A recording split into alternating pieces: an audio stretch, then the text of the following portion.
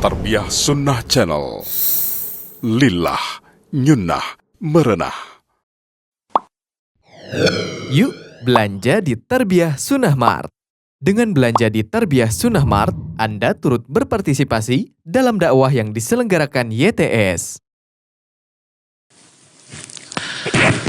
Bismillahirrahmanirrahim. Assalamualaikum warahmatullahi wabarakatuh.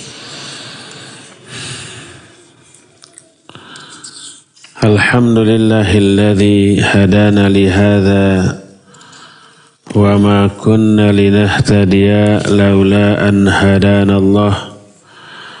Wa ashhadu an la ilaha illallah wahdahu la syarika lah. Wa ashhadu anna Muhammadan abduhu wa rasuluh sallallahu alaihi wa ala alihi wa ashabihi wa sallama tasliman mazida wa ba'd. Ikhwati fillah, a'azanallah wa iyyakum. Alhamdulillah, sore ini kita berada pada acara pembukaan TSL Camp selama beberapa hari, menggodok beberapa calon ahli surga. Amin.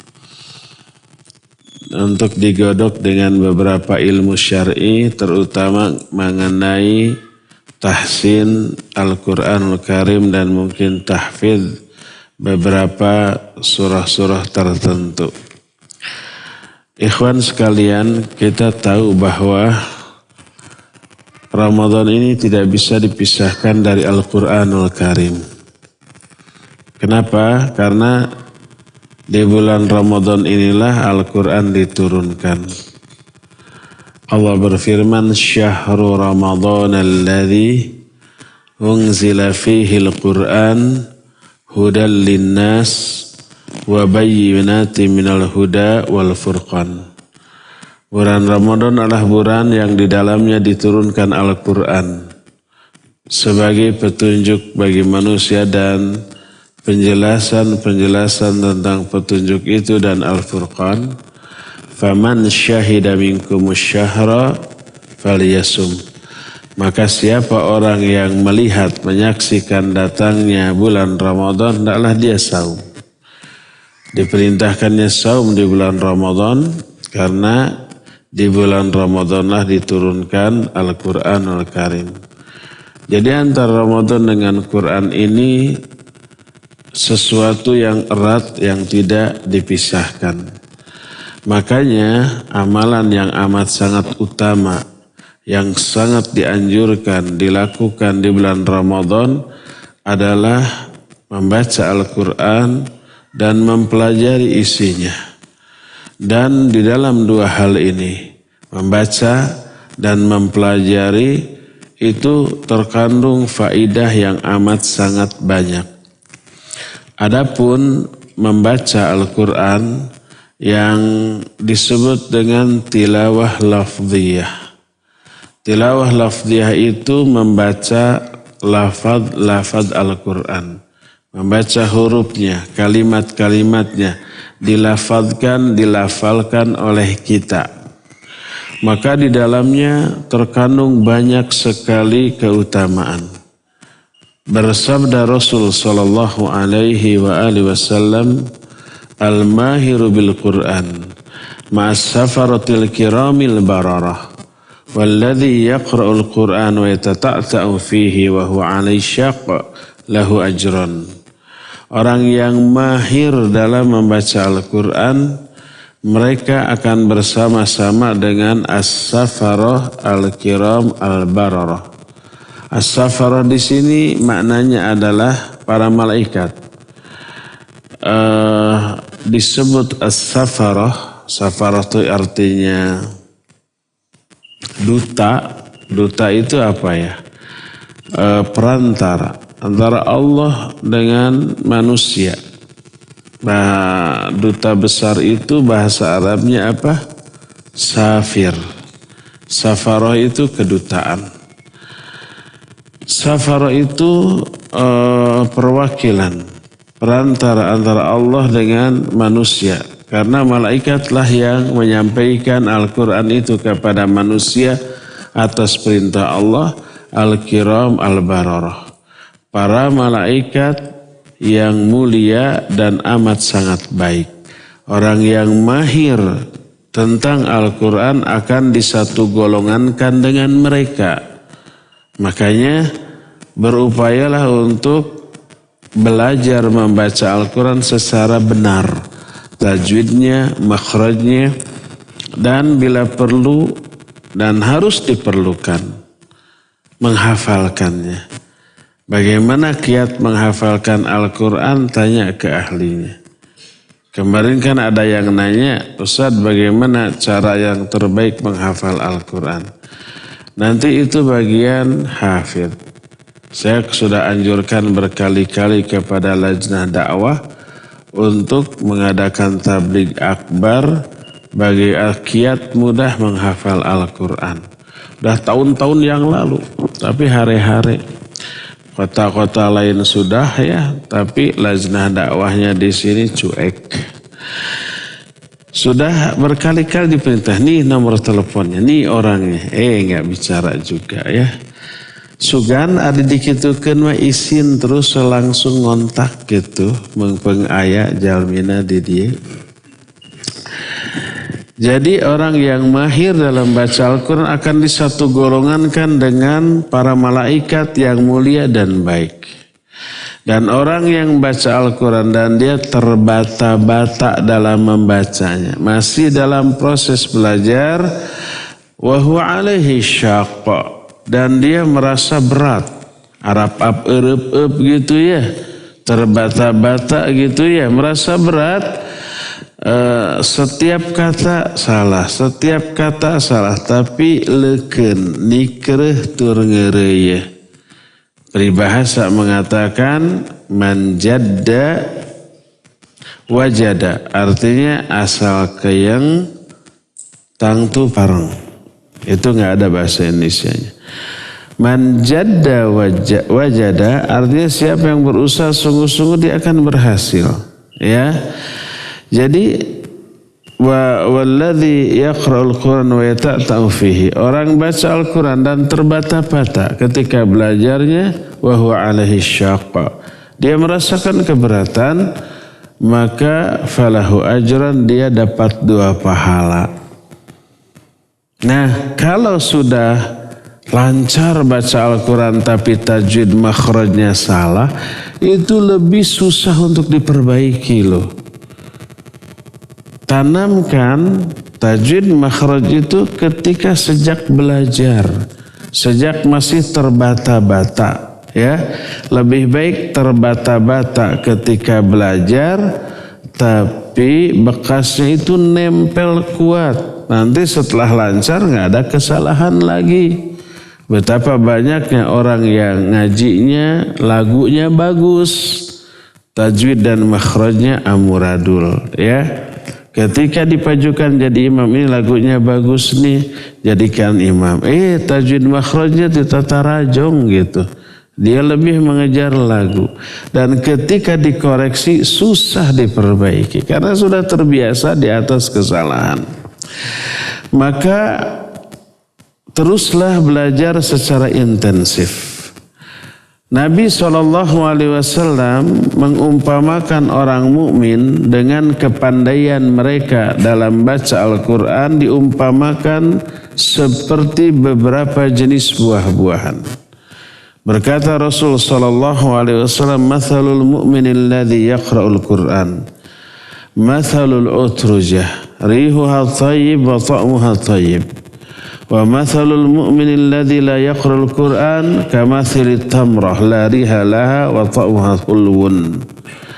Perumpamaan seorang mukmin yang bisa baca Al-Quran, taubahnya seperti buah utrujah.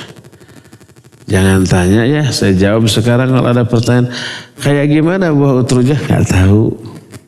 Saya nggak tahu. Saya tanya ke Syekh yang kemarin datang ke sini, Syekh siapa namanya?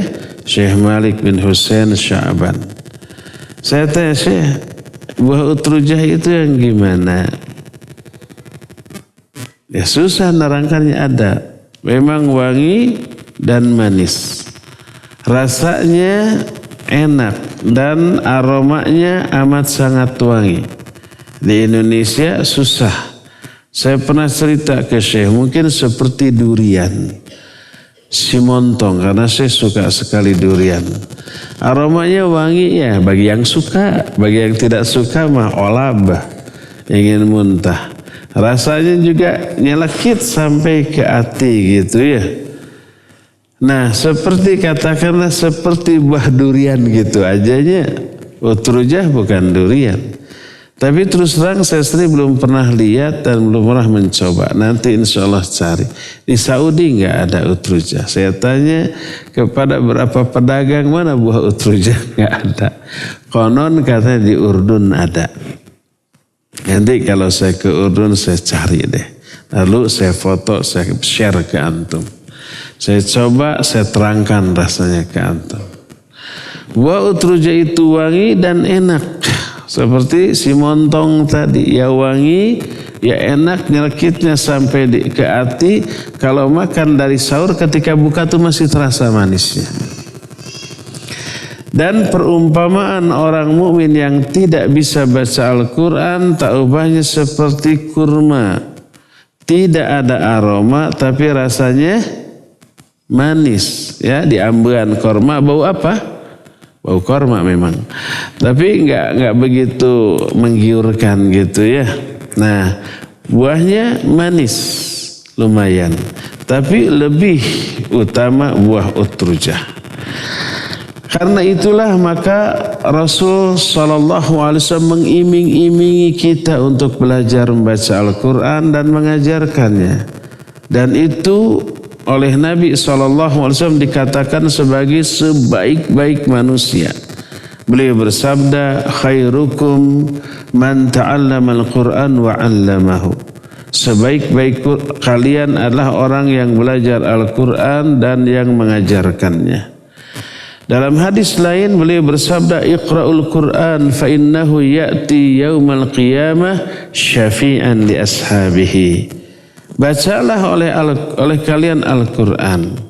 Kenapa? Karena dia nanti kelak akan datang pada hari kiamat sebagai pemberi syafaat bagi orang-orang yang membacanya. Sudah kita terangkan, yang dimaksud nanti Al-Quran datang pada hari kiamat bukan Al-Qurannya, juga bukan mushafnya, tapi apanya? Tapi Imam At-Tirmidzi menyatakan thawabu qiraatihi. Pahala dari membaca Al-Quran.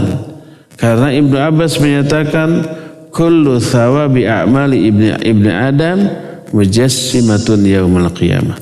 Semua pahala dari amal-amal soleh yang dilakukan oleh Bani Adam akan menjelma pada hari kiamat. Itulah yang kemudian ditimbang. Itulah yang berbicara. Sabda Nabi SAW, innal Qur'an wasyam yashfa'ani lil abdi yaumal qiyamah. Saum dan Al-Quran, ingat dikaitkan saum dengan Al-Quran. Kedua-duanya akan menjadi pemberi syafaat bagi hamba pada hari kiamat. Qala siyam, berkata siyam, Rabbi mana'tuhu anit ta'am wasyarab fasyafi'ni fihi. Ya Allah, kata saum, yang dimaksud saum di sini thawabus siyam, pahala dari saum. Nanti akan menjelma dan bisa berbicara. Ya Allah, aku telah menghalangi orang ini dari makan dan minum, jadikan aku sebagai syafaat. Wa qala al-Quran, berkata Al-Quran. Kata Imam At-Tirmidzi, ay qala thawabu qiraatihi. Berkata pahala dari membaca Al-Quran. Rabbi mana'tuhu anin naum ana al-lail wa atrafan nahar fasyafi'ni fihi. Ya Allah, aku telah menghalangi orang ini dari tidur, dari istirahat, dari santai, dari waktu rilaks. sepanjang siang dan sepanjang malam. Maka jadikan aku sebagai syafaat. Fayashfa'an, maka dua-duanya menjadi syafaat bagi orang yang membacanya. Ya, ini keutamaan pertama dari membaca Al-Quran, yaitu Quran kelak akan menjadi syafaat pada hari kiamat. Kedua, pahala dari membaca Al-Quran itu sebanding dengan berkurban dengan seekor unta besar. Kalau kita punya uang banyak, pas kurban dibelikan unta terbesar lalu dikurbankan, maka pahalanya besar. Sebesar itu membaca satu ayat Al-Quran. Baru satu itu teh. Kalau 100 ayat sama dengan 100 berkurban dengan 100 ekor unta.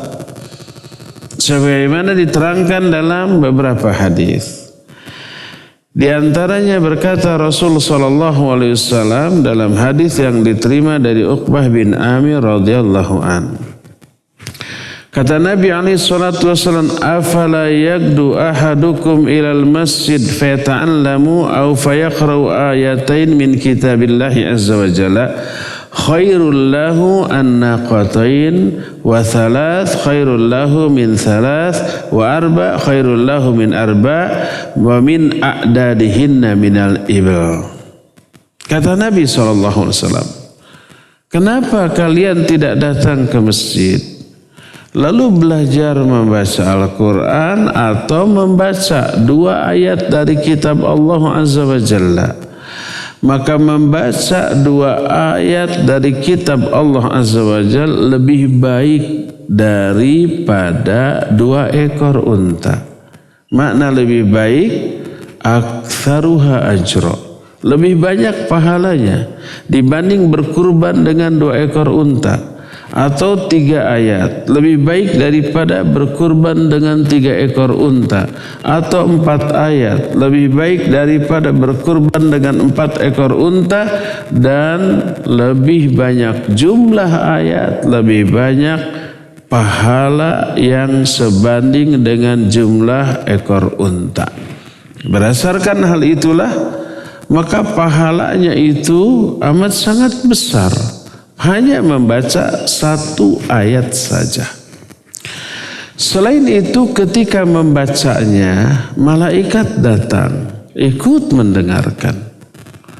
Makanya jangan asal-asalan membaca Al-Quranul Karim. Kalau bisa ngumpet dari orang. Biar tak ada seorang pun yang tahu, yang mendengar suara bacaan kita. Jangan di hadapan banyak orang. Di mana saja masuk kamar kunci. Kemudian kita membayangkan dalam hadis malaikat datang ikut mendengarkan. Maka kita akan memperbagus bacaan disertai dengan apa? Penghayatan. Kita tidak mengejar target cepat, enggak. Cepat tanpa penghayatan, itu lumayan. Tapi lebih utama lambat, atra, jentre, eces, terus tegas, tandes. Tapi dengan penghayatan, itu lebih baik, lebih utama. Nanti antum akan rasakan sensasi. Sensasi dari apa?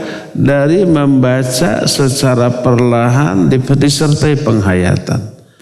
Rasakan sensasinya dalam hati, ya. Nah, nanti malaikat akan datang, rahmat akan turun, dan sakinah, ketentraman jiwa akan dirasakan. Saat itu Allah pun memuji si pembaca Al-Quran itu di hadapan para malaikat yang ada di sekitarnya. Sebagaimana hadis sahih riwayat Imam Muslim. Berkata Rasulullah sallallahu alaihi wasallam, majtama qaumun fi baitin min buyutillah yatsluna kitab Allah wa yatadarasuna fima bainahum illa nazalat alaihimus sakinah wa ghasyiyatuhumur rahmah wa haffathumul malaikah wa dzakarahumullahu fi man indah. Tidaklah satu kaum berkumpul di salah satu rumah Allah, di masjid seperti kita sekarang. Terus mereka membaca kitab Allah, baca Quran, terus mempelajari isinya. Tidaklah mereka melakukan itu kecuali akan turun kepada mereka sakinah, ketentraman jiwa. Akan tercurah kepada mereka rahmat. Akan melingkupi, ngariung, mengelilingi kepada mereka para malaikat, dan Allah menyebut-nyebut nama-nama mereka di hadapan para malaikat yang ada di sekitarnya. Berdasarkan hal itulah maka hadis ini memuat 4 keutamaan ketika orang sedang membaca Al-Quran dan mempelajarinya. Dibaca satu-satu dengan tajwid, makhraj yang benar, terus dikupas isinya. Oh, malaikat ngariung tuh melihat, ya. Rahmat tercurah, sakinah, ketentraman jiwa turun. Allah pun memuji mereka di hadapan para malaikat yang ada di sekitarnya. Dari sinilah maka kita mengetahui betapa menggiurkannya halaqah Al-Quran. Baik tahsin, tajwid dan makhrajnya, termasuk juga tafsir atau mempelajari maknanya. Dan setiap satu ayat yang kita baca dihitung pahalanya per huruf. Satu huruf pahalanya 10 kali lipat. Berkata Rasulullah SAW, man qara'a harfan min kitabillah falahu bihi hasanah wal hasanatu bi asyri amthaliha la aqulu alif lam mim harfun walakin alif harfun lam harfun wa mim harfun. Kata Nabi SAW, siapa yang membaca satu huruf dari kitab Allah, maka bagi orang itu diberi satu kebaikan, dan satu kebaikan pahalanya dilipat gandakan 10 kali. Aku tidak berkata alif lam mim itu satu huruf, tapi alif satu huruf, lam satu huruf, mim satu huruf. Kita membaca alif lam mim itu saja sudah 30 pahala, ya. Gak capek, gak keringetan, tidak ngos-ngosan, tidak perlu kuota, tetiba bergeg, tetiba pereket. Tidak harus mengerahkan tenaga dan energi yang banyak, sambil merem sambil duduk juga bisa. Alif lam mim udah 30 pahala kebaikan. Apalagi kalau seayat, apalagi kalau sehalaman, apalagi kalau 1 juz setiap hari. Maka bisa kita bayangkan betapa banyak pahala yang diperoleh dari membaca Al-Quranul Karim, ya. Berdasarkan hal itu maka biasakan kita sesering mungkin, sebanyak mungkin membaca Al-Quran secara lafziyah. Itulah jenis bacaan yang pertama, yaitu tilawah lafziyah. Cukupkah tilawah lafziyah? Ternyata tidak. Harus sampai ke inti dan tujuan pokok diturunkannya Al-Quran. Apakah tujuan pokok diturunkannya Al-Quran? Ini yang kemudian disebut dengan jenis bacaan kedua, yaitu tilawah hukmiyah. Tilawah hukmiyah maknanya adalah mempelajari isinya sampai berakibat meyakini seluruh kebenaran yang ada di dalamnya. Masuk akal atau tidak, tersaksikan atau tidak, teralami atau belum. Seluruh yang adanya diyakini kebenarannya dan wajib percaya, walau nggak masuk akal. Emang ada gitu penjelasan dalam ayat Al-Quran yang tidak masuk akal? Banyak. Berbicara tentang surga, tentang neraka, tentang hari kiamat. Di kiamat nanti itu kan mulut dikunci, ya. Gak bisa bicara. Yang bisa bicara apa?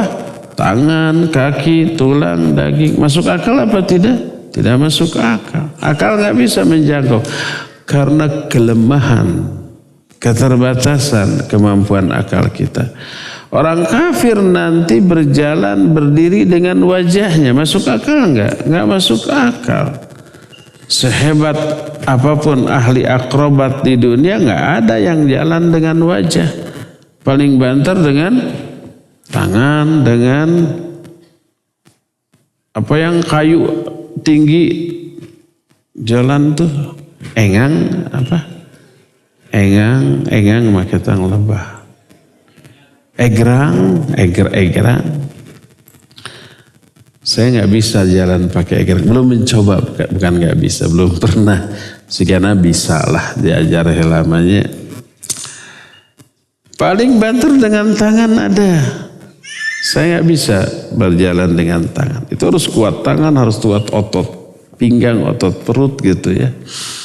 Nanti orang kafir berjalan dengan wajah. Masuk akal? Enggak masuk akal. Wajib percaya, ya. Makna tilawah hukmiyah adalah tasdiqu akhbarih wattiba'u ahkamih fi'lan lil ma'murat wa tirkan lil manhiyat. Makna tilawah hukmiyah adalah membenarkan, mempercayai, meyakini seluruh kabar yang diberitakan dalam Al-Quran. Kabar masa lalu yang kita tidak alami, kita tidak saksikan. Kisah para nabi, kisah orang-orang soleh, kisah orang-orang durhaka. Kisah Dzulqarnain membuat benteng apa? Ya'juj Ma'juj. Kita tidak saksikan. Kita tidak tahu, tidak berjumpa, tidak melihat kaum Ad, kaum Tsamud, kaum Tubba dan seterusnya, enggak tahu. Tapi Al-Quran menjelaskan, wajib kita percaya. Masa lalu atau masa yang akan datang tentang kiamat. Idza zulzilatil ardu zilzalaha. Wajib kita percaya, itu pasti akan terjadi. Demikian juga di alam mahsyar, di hari kiamat tentang itu. Semua tentang sirat. Wajib kita yakini. Walaupun kita tidak saksikan. Walaupun tidak masuk akal. Itu termasuk tilawah hukmiyah. Tilawah hukmiyah artinya membenarkan seluruh berita yang ada dalam Al-Quran. Wattiba'u ahkami. Mengikuti seluruh hukum-hukum yang ditetapkan oleh Al-Quran. Menerima hukum itu dengan ridha. Sekalipun bertolak belakang dengan hawa nafsu dan keinginan kita. Ada gitu poin Al-Quran yang seolah-olah memberatkan bagi para pelakunya. Banyak. Kalau tidak disertai iman berat. Akhwat harus menutup aurat. Zaman baheula, zaman saya SMA-nya, saya pernah SMA loh. Itu siswa pakai kerudung kecil, kaos kaki pendek, lutut kemana-mana, itu sudah hebat dulu. Belum ada jilbab besar apalagi cadar, belum. Ada pelarangan sampai heboh. Kehebohannya berskala nasional, ya.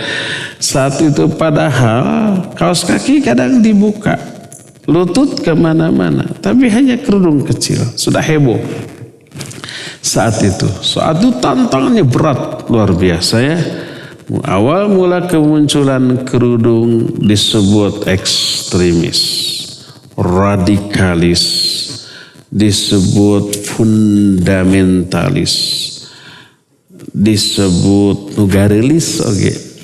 Karena akhwatnya di pojokan, di sekolah juga dilarang. Sampai ribut, sampai MUI terlibat, Kanwil terlibat, menteri ngomong segala macam ya. Nah, berat nggak? Berat, sampai banyak yang pindah dari SMP atau SMA negeri favorit ke SMP atau SMA swasta yang tidak dikenal. Saat itu tuh berat apa tidak? Berat. Meningkat kerudung sudah biasa ya. Ibu-ibu juga, nenek-nenek, emak-emak juga pakai. Meningkat jadi jilbab besar. Pertama kemunculan heboh juga ya. Lama-lama biasa. Akhirnya meningkat cadar. Kemunculan pertama juga geger. Lama-lama biasa ya. Artis juga ada yang pakai cadar ya. Terus koruptor juga pas di persidangan mah pakai cadarnya. Lama-lama biasa. Tapi bagi orang yang memakainya tanpa iman berat, gerah. Dicela orang disebut ninja. Kadang-kadang diplesetkan N-nya diganti dengan T. Disebut juga babegig sawah. Disebut juga mak lampir. Padahal mak lampir mah tadi kerudung-kerudung asalnya. Salah. Yang tidak pakai kerudung itu disebut mak lampir. Nah seperti itu. Berat ya. Tapi wajib diikuti dengan ridho. Ada lagi? Ada. Bagi wanita ketika bagi waris lidzakari mithlul hadzal unthayain. Satu laki-laki dapat bagian dua bagian untuk perempuan. Aduh, ahwat nih masa neng anak mamah, encep anak mamah, kenapa dibedakan kan gitu ya? Ini udah Al-Quran ya.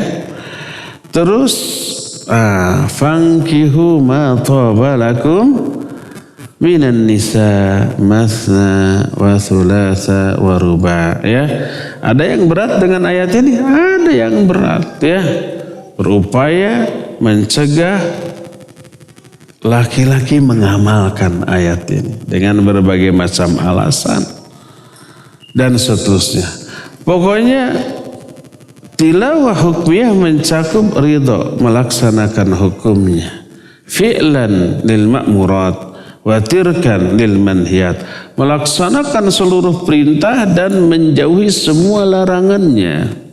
Dan ini tujuan pokok diturunkannya Al-Quran untuk tilawah hukmiyah, untuk diaplikasikan, dipelajari, kemudian diaplikasikan, difahami, terus diwujudkan, diamalkan.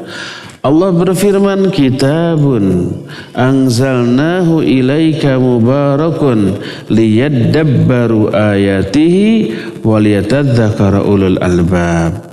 Inilah kitab Al-Quran yang kami turunkan kepada engkau yang penuh barokah agar manusia mentadabburi ayat-ayatnya dan agar orang-orang yang berakal mengambil pelajaran dari hal ini. Oleh karena itulah generasi salafus soleh ketika belajar Al-Quran tidak sebatas membaca, tidak sebatas memahami isinya, tapi mengaplikasikan bersama-sama, mengamalkan bareng-bareng. Berkata Abu Abdurrahman As-Sulami rahimahullah, haddatsana alladhina kanu yaqra'una al-Qur'an. Beliau seorang ulama tabi'in, telah menceritakan kepada kami orang-orang yang mengajarkan Quran kepada kami, yaitu para sahabat. Termasuk disebut namanya Uthman bin Affan, Abdullah bin Mas'ud dan yang lain-lainnya. Annahum kanu idza ta'allamu minan nabi sallallahu alaihi wasallam 10 ayatin lam yatajawwazha hatta yata'allamuha wa ma fiha minal ilmi wal amal. Qalu fata'allamna al-Qur'an wal ilma wal amal jami'a. Kata para sahabat, kata Abu Abdurrahman, para sahabat itu belajar dari Nabi 10 ayat demi 10 ayat. 10 ayat dipelajari, ya. Dari Nabi langsung nih. Dan mereka tidak berpindah kepada 10 ayat yang lain sebelum 10 ayat ini difahami maknanya, selain dihafalkan, dihafal, difahami maknanya dan diamalkan bersama-sama. Setelah itu beralih ke 10 ayat yang lain. Terus begitu semuanya. Sehingga hafalan para sahabat cermin dari amal tentang ayat yang sudah dihafal. Kalau hafal berarti sudah diaplikasikan. Dan dulu belajar dengan Nabi SAW itu tidak hanya belajar isi atau makna, tapi juga bareng-bareng mengamalkan. Makanya berkata Ibnu Umar radhiyallahu anhuma, man hafidha surat al-Baqarah wa Ali Imran jalla fi a'yunina. Man hafidha, siapa orang yang sudah menghafalkan surah Al-Baqarah dan Ali Imran, dia itu mulia dalam pandangan kami. Berkata Syekh Al-Utsaimin, beliau menjelaskan dalam kitab Muqaddimah fi ilmi tafsir, syarah Muqaddimah fi ilmi tafsir surah Syekhul Islam Ibn Taimiyah. Kata Syekh Al-Utsaimin, kenapa Ibnu Umar mengatakan siapa yang menghafalkan Al-Baqarah dan Ali Imran dia mulia di sisi kami? Itu karena hafalan mereka cermin dari amalan. Seluruh yang dihafalkan itu sudah diamalkan, sudah jadi amalan keseharian mereka, dipraktekkan. Dan itu cara belajar seperti itu terwariskan turun-menurun ke generasi berikutnya, generasi tabi'in, tabi'ut tabi'in. Kalau mereka hafal ayat, hafal hadis, apalagi sudah berani mengajarkannya, itu menunjukkan itu sudah menjadi bagian dari darah dagingnya. Sudah teraplikasi dalam amal. Makanya para ulama zaman dahulu kenapa amat sangat agung, sangat dimuliakan, sangat dihormati. Sebab ilmunya itu cermin dari amalnya. Ilmu yang mereka sudah fahami, sudah hafal hadis-hadisnya dengan sanad dan sudah mereka ajarkan, itu menunjukkan itu sudah mereka amalkan. Mustahil mereka berani menyampaikan hadis yang belum mereka amalkan. Maka ilmu mereka zaman dahulu cermin dari amalnya. Berbeda kan dengan zaman sekarang, ilmunya tinggi, amalnya rendah. Ada yang begitu? Banyak, rata-rata tidak seimbang antara ilmu dan amal. Lebih tinggi ilmu daripada amalnya. Rata-rata demikian. Kalau zaman sekarang.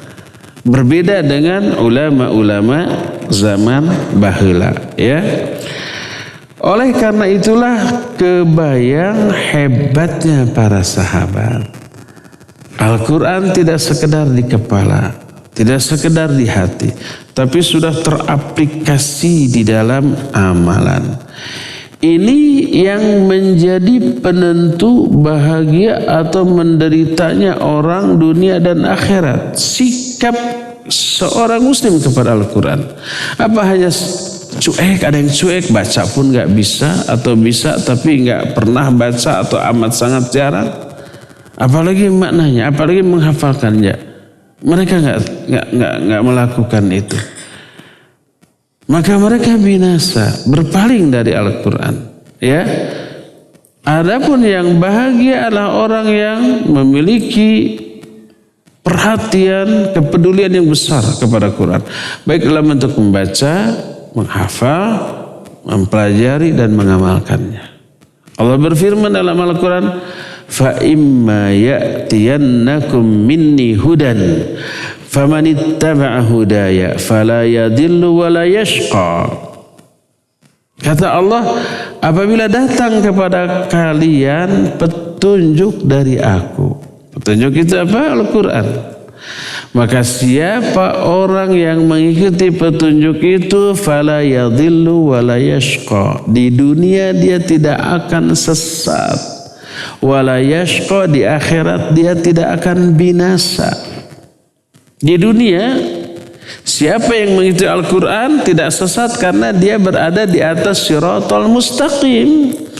Salah satu makna dari siratal mustaqim itu adalah Al-Quran.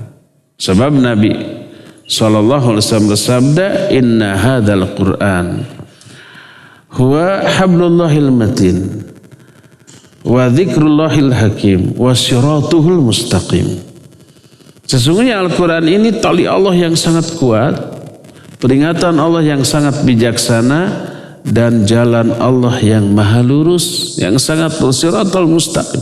Itu yang kita minta, ihdinas siratal mustaqim, dalam sholat di momen terbaik, minimal 17 kali sehari semalam, di momen terbaik minimal, ditambah dengan sunnatnya, ya. Ihdinas siratal mustaqim, tunjukkan kami ke jalan yang lurus. Siratal mustaqim itu salah satu maknanya adalah Al-Quran. Apa makna ihdinas siratal mustaqim, tunjukkan kami kepada Al-Quran? Di sana beri kami hidayah terhadap Al-Quran dengan dua jenis hidayah. Hidayatul irsyad wad dilalah, berupa ilmu tentang Al-Quran, pemahaman yang benar tentang Al-Quran. Yang kedua, hidayatut taufiq, keinginan dan kemampuan untuk mengamalkan ilmu yang sudah difahami tentang Al-Quran. Beri kami dua jenis hidayah itu. Nah, jadi famanittaba hudaya, siapa yang mengikuti petunjukku, yaitu Al-Quran, fala yadhillu, dia tidak sesat karena berada di atas siratal mustaqim di dunia itu, wala yashqa, dia tidak akan binasa di akhirat. Sebaliknya kata Allah, wa man a'rada an dzikri fa inna lahu ma'isyatan dhanka wa nahsyuruhu yaumal qiyamati a'ma. Ini ancaman. Siapa orang yang berpaling dari peringatanku, berpaling dari Quran itu, tidak mau mempelajarinya, memahaminya, apalagi mengamalkan. Gimana bisa mengamalkan? Faham aja enggak. Gimana bisa faham? Baca juga enggak, belajar juga enggak, gitu ya. Berpaling tuh orang. Allah berfirman, wa man a'rada an dzikri, siapa yang berpaling dari peringatanku, dari Al-Quran, fa inna lahu ma'isyatan dhanka, baginya akan diberikan kehidupan yang sempit, yang sumpek. Hatinya itu resah, gelisah, risau, galau di tengah limpahan harta yang banyak, di tengah jabatan dan pangkat yang tinggi, di tengah popularitas yang begitu meluas. Hatinya gak tenang karena berpaling dari Al-Quran. Itu di dunia loh.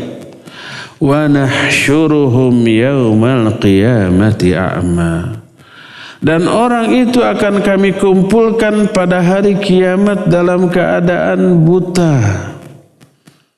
Qala, orang itu berkata, komplain kepada Allah, Rabbi lima hasyartani a'ma wa qad kuntu basira. Ya Allah, kenapa engkau kumpulkan kami dalam keadaan buta padahal dulu kami melihat?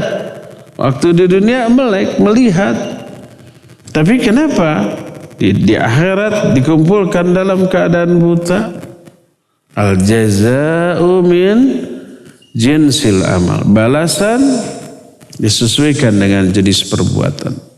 Allah menjawab, qul kadzalika atatska ayatuna fanasita wa kadzalika al-yauma tunsa. Kata Allah, demikianlah dulu waktu di dunia telah datang kepada kamu ayat-ayat kami, tapi kamu cuek, kamu abaikan, kamu lupakan. Ada ayat didengar pun tidak. Bahkan mengolok-olok orang yang membaca dan mengamalkannya, menjauhinya, menggelari dengan gelar-gelar buruk. Terlalu fanatik tuh, terlalu ekstrim tuh orang. Ada ayat datang kamu lupakan, wa kadzalikal yauma tunsa. Demikian juga hari ini kamu dilupakan, kamu diabaikan, kamu dihinakan. Oleh karena itulah, maka balasan bagi orang yang mengabaikan Al-Quran, dia akan diabaikan. Orang yang merendahkan Al-Quran, tidak mengagungkannya, dia akan direndahkan. Berkata Rasul sallallahu alaihi wasallam, innallaha yarfa'u qauman bihadzal kitab wa yadha'u bihi akharin. Sungguhnya Allah mengangkat kemuliaan suatu kaum karena kitab Al-Quran ini. Dia memuliakan Quran, dia akan dimuliakan. Orang itu menghormati Al-Quran dengan cara yang benar akan dibuat terhormat secara benar oleh Allah Azza wa Jalla. Dan Allah menghinakan orang lain karena orang itu menghinakan Al-Quran, mengabaikan Al-Quran, cuek, tidak memiliki kepedulian terhadap Al-Quran. Nah, orang seperti itu orang-orang yang tidak memfungsikan indera yang Allah berikan dengan sebenarnya. Mereka punya hati, akal. Hati itu akal. Untuk berpikir, untuk memahami. Tapi tidak mereka gunakan untuk memahami. Punya telinga, tidak digunakan untuk mendengar kebenaran. Ya, punya mata, tidak dipergunakan untuk melihat kebenaran. Allah berfirman, وَلَقَدْ ذَرَأْنَا لِجَهَنَّمَ كَثِيرًا مِنَ الْإِنسِ وَالْجِنِّ لَهُمْ قُلُوبٌ لَا يَفْقَهُونَ بِهَا.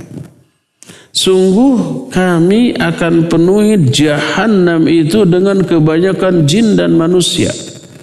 Manusia dan jin yang gimana yang memenuhi Jahannam? Mereka punya hati, tapi hatinya tidak mereka gunakan untuk memahami. Mereka punya telinga, tapi tidak digunakan untuk mendengar kebenaran. Mereka punya mata, tapi tidak digunakan untuk melihat. Allah menyatakan, ulaika kal an'am bal hum adall. Mereka itu seperti binatang ternak, bahkan lebih sesat daripada itu. Ulaika humul ghafilun. Merekalah orang-orang yang lalai. Coba lihat orang-orang kafir ketika disampaikan kepada mereka Al-Quran, dakwah. Mereka berkata, wa qalu qulubuna fi akinnati mimma tad'una ilaihi wa fi adhanina waqra wa min bainina wa bainik hijabun fa'mal inna amilun. Kata mereka, di dalam hati-hati kami itu ada penutup, tertutup sudah hati kami terhadap ajakan kalian, terhadap dakwah kalian. Wa fi adhanina waqra, di telinga kami ada penyumbat, nggak mau dengar tuh, ya. Antara wa bainina wa bainika hijab, antara kita dengan kalian sudah ada penghalang. Kita nggak bisa bersatu padu. Saya nggak mau dengar ocehan kamu, dakwah kamu, ya. Telinga saya sudah saya sumbat, gitu. Hati saya sudah saya tutup seperti itu. Terus fa'mal inna amil, silakan kau beramal menurut keyakinan kamu. Kami juga akan beramal sesuai dengan keyakinan kami. Mereka buta ketika di dunia dari Quran Sunnah, dari kebenaran, tuli hati mereka tertutup. Maka disebut oleh Al-Quran di antara dalam surah Al-Baqarah ayat-ayat awal bebelasan, ya, summun bukmun umyun fahum la yarjur. Mereka itu bisu, tuli dan buta. Maksudnya dari kebenaran.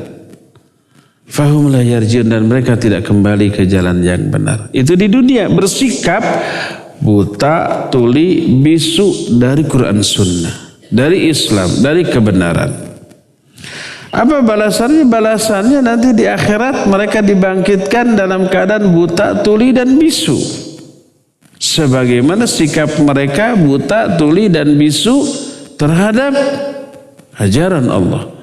Allah berfirman dalam Al-Quranul Karim, kata Allah Subhanahu wa ta'ala, wa nahsyuruhum yawmal qiyamati ala wujuhihim umyan wa bukman wa summan ma'wahum jahannam kullama khabat zidnahum sa'ira. Kata Allah, kami kumpulkan mereka pada hari kiamat dengan berdiri dan berjalan di atas wajah mereka. Orang yang mengabaikan Al-Quran dikumpulkan dengan posisi terbalik. Orang-orang mah biasa berjalan dengan kedua kaki, berdiri dengan kedua kaki. Ini mah dengan wajahnya tuh.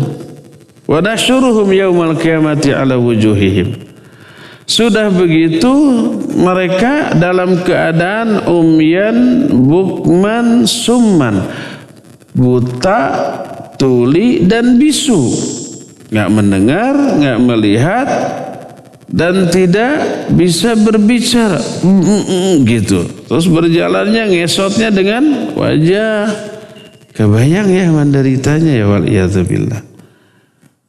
Semoga Allah menyelamatkan kita dari golongan orang seperti ini. Ya. Nah jadi orang itu dikumpulkannya dalam keadaan posisi terbalik, berjalan dengan wajah, berdiri dengan wajah, dalam keadaan buta, tuli dan bisu. Ma'wahum jahannam, tempat mereka jahannam. Kullama khabat zidnahum sa'ira. Ketika api neraka jahannam itu mendingin, agak sedikit reda dingin, zidnahum sa'ir, kami tambah lagi nyalanya, kami perbesar kembali apinya, ya.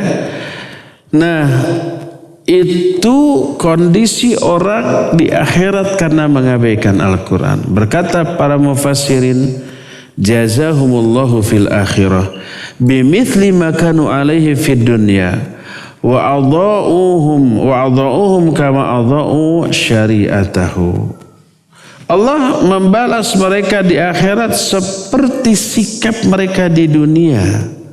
Mereka ketika di dunia mengabaikan syariatnya, Allah mengabaikan lagi mereka di akhirat dan dihinakan. Tadi disebutkan qala rabbi lima hasyartani a'ma wa qad kuntu basira. Ya Allah, kenapa engkau kumpulkan aku dalam keadaan buta padahal dulu kami melihat? Allah berfirman, kadzalika atatska ayatuna fanasita wa kadzalikal yauma tunsa.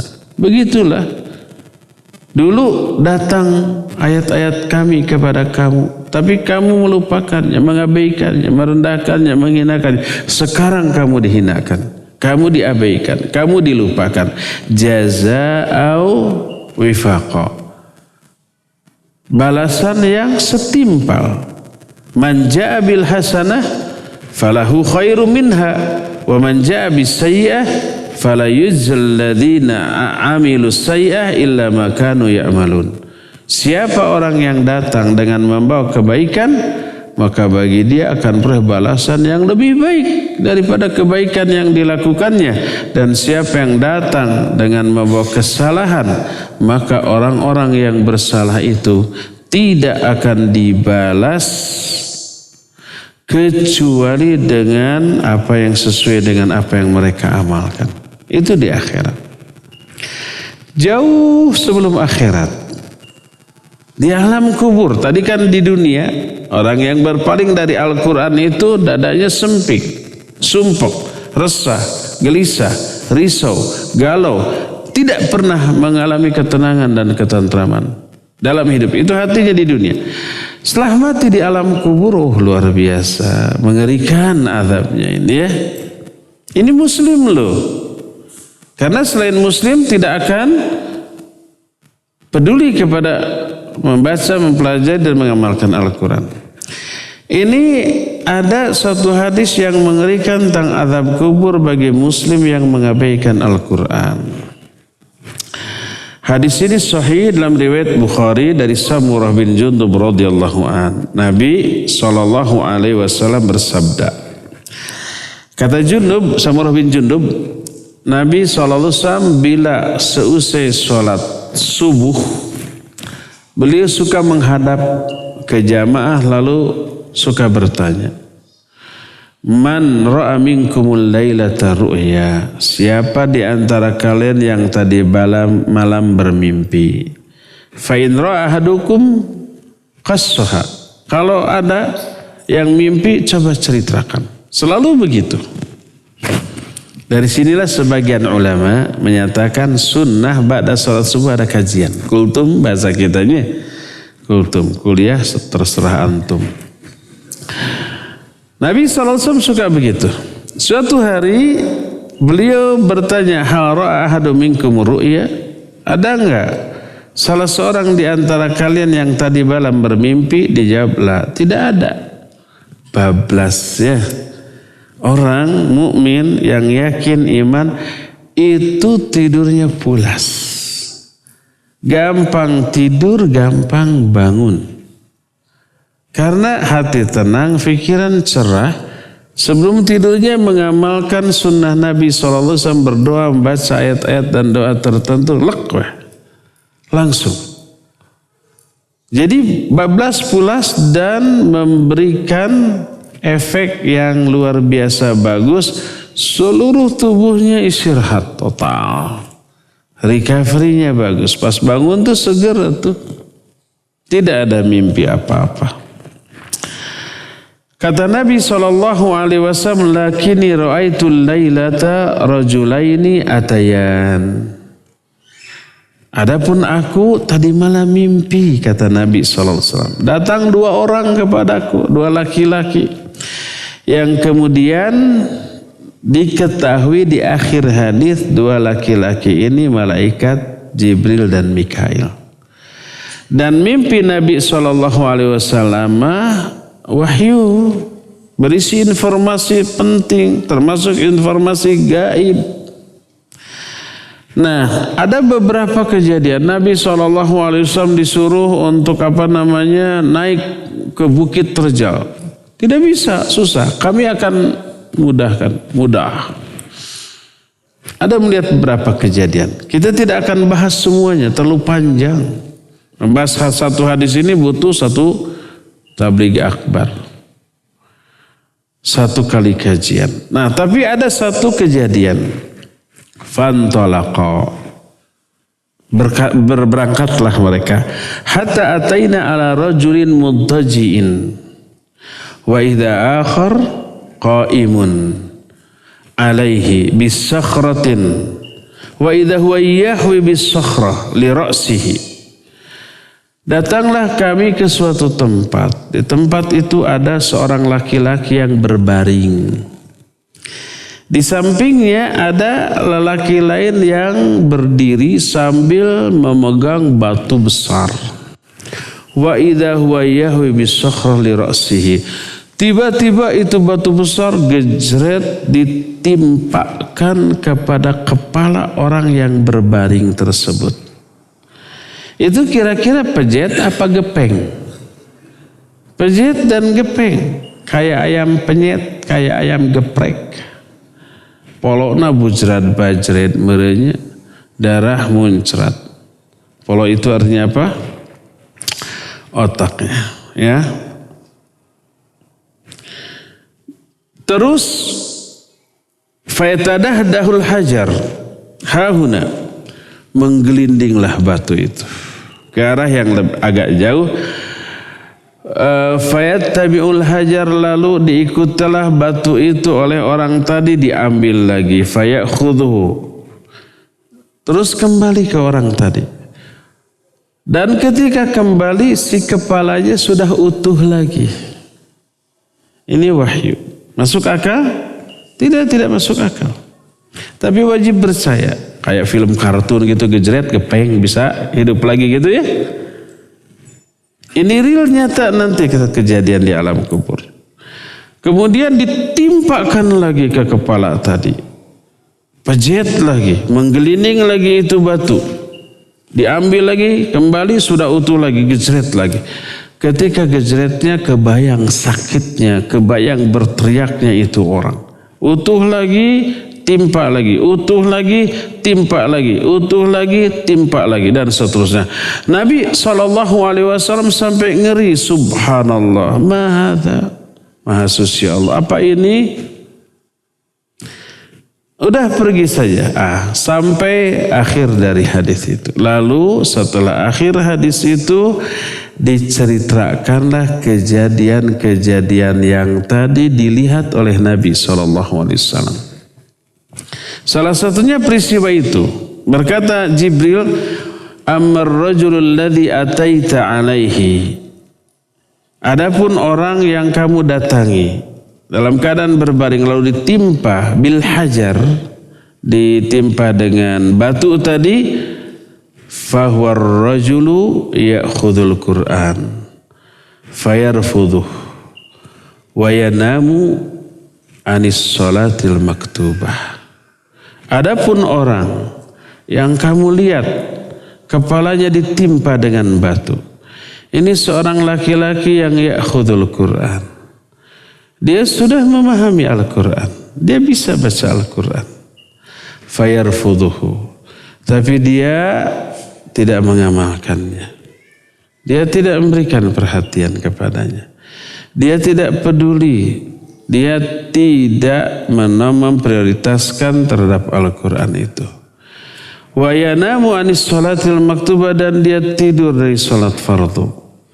Maka dia akan mengalami azab seperti itu di alam kuburnya sampai hari kiamat. Jadi betapa mengerikan sikap mengabaikan Al-Quran. Oleh karena itu berikan perhatian kita kepada Al-Quran, kita akan mulia, terciprati dengan kemuliaan Al-Quran. Perlakukan Al-Quran sebaik yang kita bisa. Baca sesering mungkin. Hafalkan sebanyak mungkin. Pelajari semendalam mungkin. Dan aplikasikan, amalkan semaksimal yang kita bisa. Insya Allah, Allah akan memuliakan kita. Ya, inilah ikhwan sekedar motivasi bagi kita semuanya, khusus bagi diri saya, agar kita ini semangat mempelajari Al-Quran, khususnya di TSL Camp sekarang ini, sehingga tidak ada lagi rasa malas, tidak ada bete, tidak ada perasaan bored yang seperti itu, tapi betul-betul semangat. Bahkan cuma sekian hari kurang, coba kalau bisa sebulan tahun depan mah bagus kalau begitu ya. Ya, sekian, subhanakallahumma bihamdik asyhadu an la ilaha illa anta astaghfiruka wa atubu ilaik. Walhamdulillahirabbil alamin. Wassalamualaikum warahmatullahi wabarakatuh.